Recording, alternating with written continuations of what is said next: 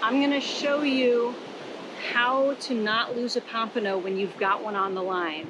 So in short, what that means is you're not gonna lose tension on the line one little bit, because the second you do, that pompano is gonna pop right off. But let me turn this around. So I'm gonna use this line as an example. And so if there was a pompano on the line, more than likely,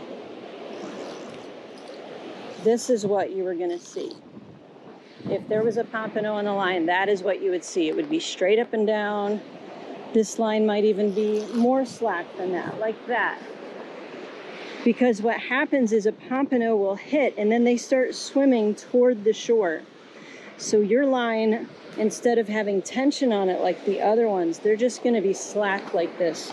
So the first thing you wanna do, obviously, is to tighten your drag, and then you're gonna lift it straight out. You're gonna start reeling, and don't lose any tension on the line at all, at any time. And the pompano is gonna swim sideways. It's gonna swim in at angles.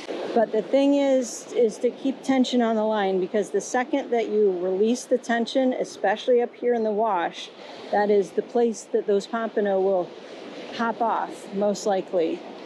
And it gets a little rough when the waves are there. It's easy to lose tension, but you don't wanna do it. Keep tension, even if you have to back up. You'll see me backing up as I'm reeling in when I have a pompano on, because I don't wanna lose that fish. Here, that was a good hit. Now it's slack. Now it's slack. That was close too.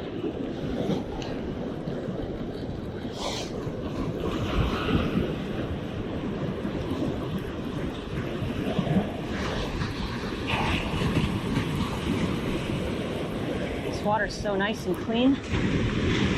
Oh, I can see it. It's a pompano. I see it in the waves. Woo! I can see it.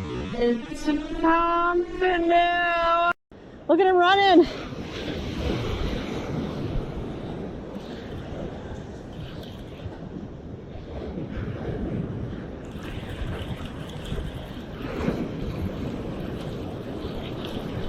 All the way up the hill. Woo!